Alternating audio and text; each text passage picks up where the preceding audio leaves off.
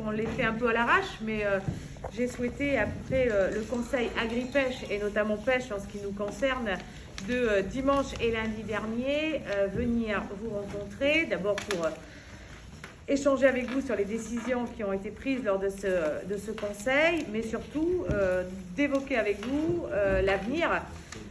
Et c'est ça qui est le plus important pour moi, même si je vais expliquer comment se sont passées les choses à Bruxelles sur la question Méditerranée, puisque vous le savez, il y avait 3 sujets qu'on a évoqués à Bruxelles.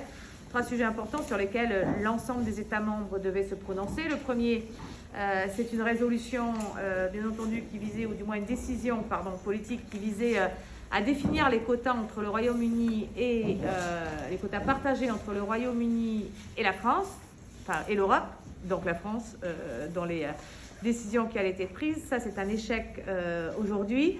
Le commissaire, à la demande des États membres, négocie jusqu'au 20 décembre en essayant effectivement d'avoir un accord.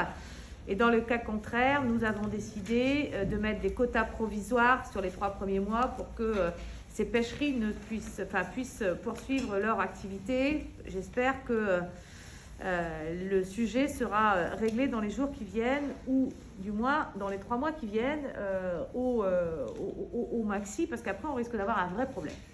Deuxième sujet, le golfe de Gascogne, avec les baisses que vous avez entendues, baisse très importante de moins 36% en une seule fois. Un accord signé en 2019 qui m'a pas permis de défendre ce que j'avais proposé au commissaire, c'est-à-dire une baisse sur 2 années, de manière à ce qu'elle puisse être réaliste avec le modèle, ou du moins permettre au modèle actuel de se poursuivre. Il y avait une clause dans cet accord qui dit tout simplement que quand on passe en dessous d'un seuil de biomasse, eh bien, on doit obligatoirement faire la diminution proposée par le CIEM, donc proposée par les scientifiques, et le faire en une seule année, puisque nos quotas sont annuels. Voilà, c'est plutôt un débat juridique qu'on a eu qu'un débat économique, social ou même sur la ressource. Et cette protection ou cette décision est brutale et a nécessité hier ma présence auprès des pêcheurs, notamment de Vendée, qui sont les plus touchés, et notamment à Noirmoutier.